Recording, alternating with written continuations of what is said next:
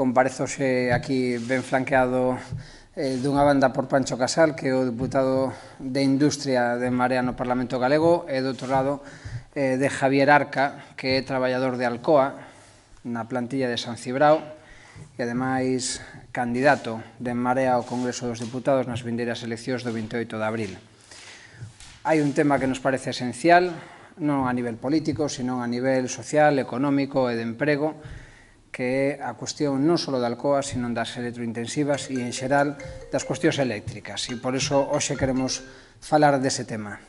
Estamos, como saben, en período de alegacións ao Estatuto das electrointensivas neste momento e, polo tanto, hoxe queremos presentar cal son as novas alternativas. Todo o mundo ten claro, toda a cidadanía ten clara que está en perigo Alcoa, pero hai que preguntarse por que está en perigo Alcoa, por que están en perigo moitas empresas electrointensivas, pero tamén unha parte importante do sector empresarial e, sobre todo, industrial do noso país como consecuencia dos precios da luz, e por que moitas familias se sinten afogadas a final de mes como consecuencia das facturas da luz. Pois por unha razón que é sinxela de explicar, porque existe unha grande estafa das eléctricas con relación a todas e todos nós, como consumidores de luz, señamos particulares ou señamos empresas ou señamos grande industria. E isto prodúcese xa desde os anos 90, ca regulación do sector eléctrico, de tal maneira que se produciu un beneficio evidente para as empresas eléctricas que xestionaban o sector en réximen de oligopolio, en prexuízo das industrias e en prexuízo dos consumidores. Primeiro foi o Partido Popular, creando un marco regulatorio claramente favorable a esas empresas eléctricas e claramente desfavorable á industria, que é a que xera riqueza, que é a que xera postos de traballo, que é a que xera benestar con ese emprego. E, en segundo lugar, perxudicando claramente aos consumidores. Todas e todas nós, no recibo a final de mes, recibimos unha estafa en forma de factura da luz. E é necesario atacar as causas para poder facer viable non solamente a Alcoa, non solamente as electrointensivas, senón tamén o tecido industrial do noso país e para evitar tamén a estafa masiva que supón o recibo da luz cada fin de mes que nos chega a factura a casa. Queremos reivindicar o papel de Marea fronte ao Partido Popular e tamén fronte ao Partido Socialista. Fronte ao Partido Popular porque eles foron quen regularon o sector de tal maneira que se beneficiou as empresas en detrimento de consumidores e da industria. E queremos reivindicarnos fronte ao Partido Socialista que puido establecer un novo estatuto regulatorio e non o fixo durante este tempo de goberno e tamén xa durante a era Zapatero e que tamén reduciu os orzamentos dispoñibles para os orzamentos, como saben, que estaban destinados a estabilización do mercado, sobre todo particularmente nas electrointensivas durante este ano 2019 e xa tamén durante o ano 2018. Ben, nós que foi o que pedimos e que é o que vimos expoñer aquí neste trámite de alegacións? En primeiro lugar, queremos unha regulación do sector, que beneficie e que distribúa as cargas e os beneficios entre toda a sociedade, non distribuindo os beneficios para as eléctricas e as cargas sobre toda a sociedade. Queremos unha estabilización de prezos, queremos certeza para as nosas industrias. En terceiro lugar, queremos o abaratamento dos custos de produción, baixando os precios da electricidade ás grandes empresas electrointensivas, pero tamén o conxunto da industria e das empresas do noso país. E queremos tamén o abaratamento do precio da luz, tamén para os fogares a final de mes, para que remate dunha vez por todas esta grande estafa. E queremos, finalmente, rematar coas portas xiratorias, porque sabemos que unha parte importante deste problema está na presión que os lobbies eléctricos exercen sobre os partidos como consecuencia de ter sentados nos seus consellos de administración os que antes foron presidentes, ministros e demais altos cargos do goberno. Agora mesmo, Pancho Casal lles explicará cal é a articulación técnico-política da nosa aposta e, finalmente, Javier Arca lles explicará cal é o sentir neste momento do cadro de persoal de Alcoa, tanto na planta da Coruña como, singularmente, na planta de San Cibrao, no norte da provincia de Lugo, que é de onde el traballa. Bo día. Bueno, o señor Feijóo dixo outro día que o problema da industria electrointensiva en Galicia e no resto do Estado era que o prezo da electricidade estaba moi alto, que non podía ser, efectivamente, ten toda a razón. Pero el plantexa que isto é un problema meteorolóxico, o sea, que non podemos facer nada. Bueno, nese documento que repartimos explicamos o que sí se pode facer. O sea, porque a alternativa que plantexa o Goberno da Xunta de Galicia nas alegacións que fai ao Estatuto que está en exposición pública, é cargar todo, por unha parte, ao resto dos consumidores eléctricos, o sea, aos fogares e ao resto de empresas, e por outra parte, a toda a ciudadanía a través dunha reducción de impostos. O sea, evidentemente hai que solucionar o problema de falta de viabilidade das empresas electrointensivas, pero iso non o poden pagar só os fogares, o resto de empresas e os autónomos, ademais dos ingresos do Estado. Tamén hai que reducir ese custo a base como xa comentou Luís, dunha nova regulación do sector eléctrico que faga baixar o prezo maiorista da electricidade. Aí está, o sea, todo o resto do que estamos plantexando son medidas transitorias, pero a realidade é que o que ten que baixar é o prezo maiorista da electricidade. O sea, en Noruega non teñen que dar axudas ás electrointensivas. Por qué? Porque o prezo maiorista do megavatio hora está a 32 euros, máis da metade do que está en España. Este ano, por exemplo, nunca baixamos de 60 euros, chegamos aos 75. Comparade, Alcoa en Noruega paga 32. E xa digo, e todo isto solucionase cousas de maneira inmediata, publicándolas o luns que ven no Boletín Oficial do Estado, e outras a medio prazo. As de prazo inmediato, que efectivamente pois teremos que costealas un pouco toda a sociedade, para dar unha solución inmediata a este problema que temos tres meses para darlle solución. Bueno, o primeiro é que as compensación polos custos indirectos de emisións de CO2 non estén condicionadas ás disponibilidades orzamentarias. Porque unha empresa lee eso e di, bueno, me las dan hoxe, pero a mellor mañán non. Entón, eso implica que non pode haber unha estabilidade no plan industrial desa empresa. O que se fai no resto de países de Europa e que é o que plantexamos nós é que estén referenciadas aos ingresos precisamente dos dereitos de CO2. O sea, como sabedes, as empresas para poder emitir gases de efecto invernadeiro teñen que mercar eses dereitos e iso o cobra o Estado. Bueno, pois, este ano, por exemplo, no ano 2018, foron máis de 600 millóns de euros. De aí é de onde se pagan despois as compensacións ás empresas electrointensivas. Pero a Unión Europea, ademais, marca un límite. Bueno, no ano 2018 ese límite era de 150 millóns de euros para estas compensacións ás empresas electrointensivas e estaban os 150 millóns nos orzamentos. Sorprendentemente, un goberno do Partido Socialista que decía que apoiaba a este sector, na proposta de orzamentos do ano 2019 o deixa en 30 millóns, baixa 120 millóns, cando por contra a Unión Europea incrementou o límite que España podería dotar a ese fondo de 150 que estaba no 2018 a 170 millóns. Por eso en Marea tivo que votar tamén en contra dos orzamentos do 2019. Porque como se pode apoiar as industrias electrointensivas se lles estamos retraíndo 120 millóns do fondo que vai ser decisivo para a súa viabilidade?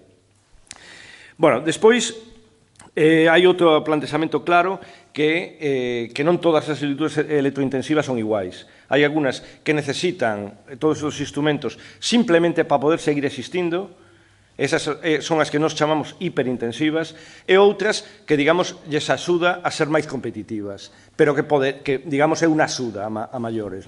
Esas serían a segunda categoría, que serían as industrias directamente intensivas. E plantexamos que todo o estatuto diferencie as axudas aos dous niveis de intensividade. Depois plantexamos tamén a supresión dos pagos por capacidade e por servicio de interrumpibilidade, que isto era sorprendente. Se lle cobraba a quen daba o servicio precisamente por dar o servicio. O sea, é unha cosa absurda. O sea, hai unos pagos polo servicio de interrumpibilidade que o paga o sector eléctrico, pero as industrias electrointensivas, que son as que dan ese servicio, o tiñan que pagar tamén. O sea, unha cosa que non tiña sentido. Bonificacións do imposto especial da electricidade, bonificación nas peaxes de transporte e distribución, sobre todo fomentando a contratación bilateral física, porque, claro, non son o mesmo as perdas de transporte e distribución se Alcoa San Cibrao se alimenta desde as Pontes que outra factoría que ten que alimentarse dunha xeración que está a 500 kilómetros. Esta sería unha das diferencias fundamentais que daría ás industrias electrointensivas galegas unha ventaxa competitiva moi grande. Bueno, todas estas medidas as tedes aí máis extendidas no documento A medio prazo xa plantexamos, como xa comentou Luís, que verdadeiramente a solución definitiva é modificar a regulación do sector eléctrico para que o megavatio hora no sector mayorista non coste 70 euros, cando tiña que costar entre 40 ou 50 como máximo, como costa en Alemania, Francia ou Italia, non? Despois, unha proposta que ninguén fixo e que en Marea lanza como primicia é que se fixera unha convocatoria especial de licenzas de instalación de parques de enerxías renovables que estiveran directamente condicionados a proveer de enerxía ás industrias electrointensivas. Tamén as redes pechadas de distribución, como as que se podría facer, por exemplo, na industria naval en Vigo, na industria do automóvil. Sabedes que isto é un tema que xa se aprobou legislativamente e toda esa xente podría comprar de maneira conxunta, igual que unha empresa electrointensiva, directamente a un proveedor físico. Pois eso, un parque eólico que se monte en las cercanías, por exemplo, da fábrica. Entón, plantexamos que o Estado, ademais das licencias habituais que se sacan para montar produción renovable, que se fixeran convocatorias específicas ligadas a industrias electrointensivas con prezo tasado a longo prazo. Esta é a situación de Noruega. Alcoa, a fábrica que ten en Noruega, ten un contrato por 15 anos a 32 euros megavatio hora con un parque eólico que toda a súa produción a verte nesa fábrica de Alcoa. Despois, dentro das modificacións da regulación do sector que faría baixar o prezo de maneira inmediata, sería, por unha parte, quitar das posas diarias de subasta de electricidade aquelas enerxías que non teñen custos variables, como é a produción nuclear, a produción eólica e a produción hidráulica. Isto se fai na maioría dos países e probablemente faría baixarse en torno a 10 euros como mínimo o precio do megavatio hora. Tedes aí as 14 medidas que plantexamos, pero hai outra importantísima, que é que ver claramente os xeradores e os comercializadores sexan empresas totalmente diferenciadas. Non pode ser que quen vende e quen compra sexan as mesmas empresas. Como vai haber competitividade? Por iso, aí está a variabilidade, a volatilidade dos prezos permanentes da enerxía en España. Por qué? Porque se poñen de acordo. O sea, que perden as comercializadoras, sube o prezo, que perden e tal, baixa o prezo de comercialización, sube o prezo de xeración. Isto non pode ser. Imaginar que na lonxa de pescado o señor que vende o pescado é o mesmo que o compra. Que competitividade habería? O sea, eles mesmos marcarían todos os precios. Bueno, hai moitas máis iniciativas que estedes todas no documento, pero isto é un pouco o resumo. Quero decir, dúas actuacións. Por unha parte, hai que dar unha solución inmediata, eso ten unos custos, pero por outra parte, esos custos non poden estar recayendo nos fogares, no resto de empresas, nos autónomos e nos impostos do Estado. Hai que dar unha solución definitiva que non ven só por esas liñas de bonificacións de impostos e de aportación de supresión de peaxes que os ten que pagar entón o resto do sector. Ese é o resumo, depois se queredes alguna pregunta, e agora eu paso a Javier Arca. Moi ben. Bueno, bons días a todos. Eu vou falar un pouco sobre o impacto socioeconómico que pode ou que nos está causando este problema que temos ahora mesmo con Alcoa. Empezando pola fábrica da Coruña, que, como ben sabedes, ten un problema moi gordo. Se non se chega a unha solución co tema do precio da electricidade, vai ser casi imposible que ningún comprador poida facerse cargo da fábrica da Coruña. Eu, como traballador da Alcoa de San Cibrao, pois que estou apoiando en todo o que poido, en todas as manifestacións, e moitos de nós estamos a facer, tamén nos preocupa moito a situación, non? Dende o comunicado que fixo Alcoa outro día, no que decía que o borrador do estatuto non era suficiente. Bueno, creo que todos sabemos que non é suficiente, porque o goberno ofreceu unhas cousas que ao final non inclueu no estatuto, moitas destas alegacións son as que facemos nós. Bueno, se en Coruña que haxa 600 despidos é un problema, porque tal vez sexa difícil que toda esa xente encontre traballo, que se poña en perigo a planta de San Cibrao é un problema gordísimo. Por que é un problema moi gordo? Pois é un problema gordísimo porque ali traballamos entre 2.000 e 2.500 personas. Entre 2.000 e 2.500 familias que directamente viven da fábrica de San Cibrao. A Mariña de Lugo, como sabe todo o mundo, non é precisamente unha das zonas máis industrializadas. De feito, só está a fábrica de San Cibrao, prácticamente, e Vestas. E ali pouco máis hai que dous portos pesqueiros, como son Celeiro e Burela, e pouco máis. O sea, é imposible que a Mariña de Lugo colla todos eses traballadores que se poderían ir á calle en caso de que Alcoa decida cerrar a planta de San Cibrao. Bueno, a preocupación na plantilla é bastante grande, evidentemente, porque a incertidumbre é moi grande. Bueno, non hai moito, sobre ese tema non hai moito máis que dicir, estamos todos bastante preocupados. Despois, outro tema que quería falar é que moita xente, ou se lê por aí en internet, que moita xente critica a Alcoa, que si vive de subvencións, que si non vive de subvencións. Nós pensamos que a Alcoa non é o problema. A Alcoa é unha fonte de riqueza, unha fábrica, unha multinacional que ten 2 fábricas en Galicia. Por exemplo, o Produto Interior Bruto, o 30% sale da Alcoa, da provincia de Lugo. Eso non é para tomalo a lixeira. Evidentemente, a fábrica de San Cibrao non pode sobrevivir na situación actual durante moito tempo. Non sabemos o tempo que vai a sobrevivir, pero na situación na que está, o precio do megavatio é imposible. Se a Alcoa no 2014 pagaba 25 euros o megavatio e obtiñan os beneficios, o 40% do custo de produción do aluminio primario é electricidade. Se che suben de 25 a 70, non hai beneficio por ningún lado. O sea, as pérdidas van ser garantizadas ano a ano. Por lo cual, a viabilidade desas factorías van a ser condicionadas a que o precio da electricidade, xa non digo que baixe por debaixo dos 30 euros, pero sí que teña un precio definido durante uns cuantos anos, o sea, que se chega a un acordo ou que a aplicación do estatuto lle facilite á fábrica poder invertir. Alcoa San Cibrao leva moitos anos nos que as inversións son mínimas. Evidentemente, unha multinacional non vai invertir nunha factoría se non ten unha viabilidade que lle permita amortizar esas inversións. Entón, nós pensamos que esa falta de inversión ven condicionada pola inestabilidade do mercado. E, bueno, creo que nada máis. En principio, isto era o que vos quería comentar. Se tedes algunha pregunta que facer a calquera de nós tres sobre a valoración da situación política, da dimensión máis técnica ou de como se vive na plantilla de San Cibrao toda a cuestión de Alcoa, toda a cuestión da crise que está a vivir neste momento o sector, pois estamos a vosa disposición.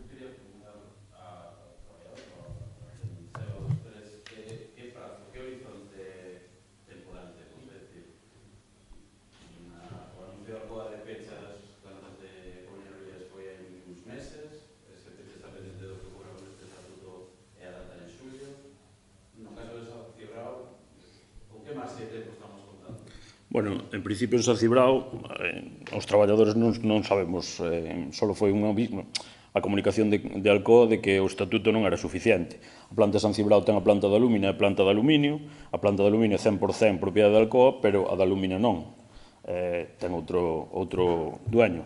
A fábrica de alumina ahora mesmo está dando beneficios polo precio da alumina e polos custos. Non teñen os custos de produción tan altos como pode ter a de aluminio primario, que é que se fai na planta de aluminio. Entón, en principio, os beneficios que está tendo a planta de alumina salvaríanos un pouco. Pensamos que non sería, que o anuncio do peche non sería inmediato, pero evidentemente a 2 ou 3 anos vista, se a situación non cambia, vai ser complexo. Non o sabemos. Alcoa é unha multinacional, eles farán os seus análisis, e tampouco creo que lles temblara moito a mão en anunciar o peche.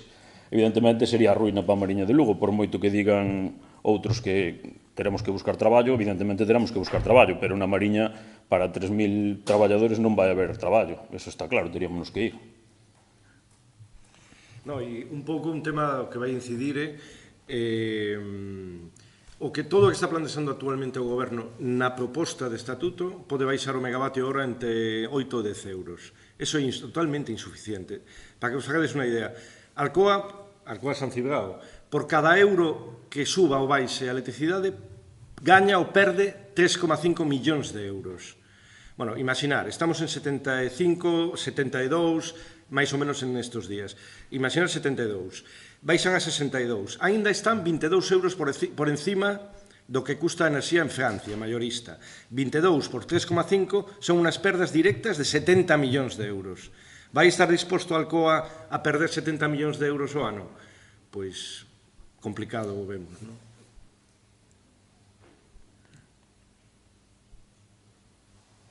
Más allá de Alcoa, que yo se ha preguntado al portavoz, ha sido el fin de semana de encuestas, nada en el gallego, se produce después de que se confirme que Marea va a ir con unas siglas, en común va con otras, sigue preocupado lo que va a decir las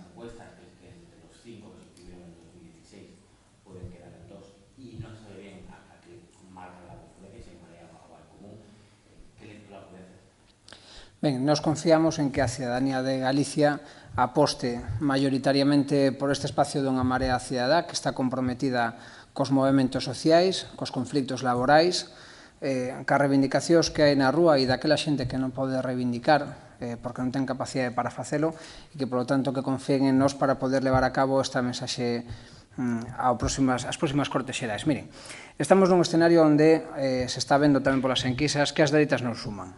As dereitas non suman e, polo tanto, o que nos estamos xogando é a composición dunha maioría no Congreso dos Diputados que seña unha maioría realmente democrática e de progreso e que nos permita recuperar a confianza no futuro que necesitamos para o noso país. Un país que neste momento está vendo como a súa mocidade migra, como non hai oportunidades laborais, como se desmantelan os sectores industriais, e que, polo tanto, é necesario reverter esa situación. Nós o que queremos e o que estamos esforzándonos en transmitir socialmente é que En Marea vai ser determinante da formación dunha maioría que realmente actúe en términos de progreso social e de progreso tamén económico para o noso país. Este fin de semana, o secretario xeral de organización do Partido Socialista, o señor Ábalos, decía que buscaba e que vería ben un acordo entre o Partido Socialista e Ciudadanos. Ese acordo sería lesivo para os intereses das maiorías sociais de Galicia. E sería lesivo porque suporía seguir sen derrogar a lei Mordaza, sería non derrogar as reformas laborais, sería non apostar orzamentariamente por Galicia nos orzamentos do ano 2020, e nós temos moi claro que é necesario avanzar ampliando liberdades públicas, consolidando dereitos sociais e establecendo un esforzo investidor en Galicia que permita a nosa cohesión territorial e o noso desenvolvemento socioeconómico, así como a mellora ambiental do noso país. Ben, eso solamente se pode conseguir se somos capaces de conformar unha maioría política no conxunto do Estado e eu tamén aquí quero reivindicar tamén a aposta por participar da gobernabilidade que fai En Marea na política do Estado. Nós queremos participar da gobernabilidade do Estado, nós queremos participar da política do Estado. Non queremos ir ali simplemente para ser os números a sumar, non, queremos que formemos parte e queremos que En Marea forme parte dunha grande entente de progreso social, democrático e de defensa das maiorías sociais do noso país. Creo que iso é o que os cidadáns nos están dicindo tamén nas enquisas cando apostan por En Marea. Nos confiamos con mellorar ese apoio electoral de cara ás eleccións o día 28 de abril, pero desde logo nos parece que esta mensaxe é unha mensaxe que calou claro e que está calando claro. A idea de que nos só estamos comprometidos ca nosa cidadanía, só estamos comprometidos cos intereses compartidos, neste caso a cidadanía galega, que tamén temos en común co conxunto da cidadanía do Estado, porque a recuperación de liberdades públicas beneficia a toda España. A recuperación de dereitos laborais beneficia aos traballadores e as traballadoras de toda España. O fin da explotación dos traballadores autónomos e das traballadoras autónomas beneficia a toda España. E nós queremos participar desas políticas que produzan benestar en todo o Estado, pero tamén somos conscientes, e agora estamos falando dun sector no que Galicia está sendo moi golpeada, neste sector industrial electrointensivo, de que Galicia ten necesidades específicas que teñen que ser satisfeitas.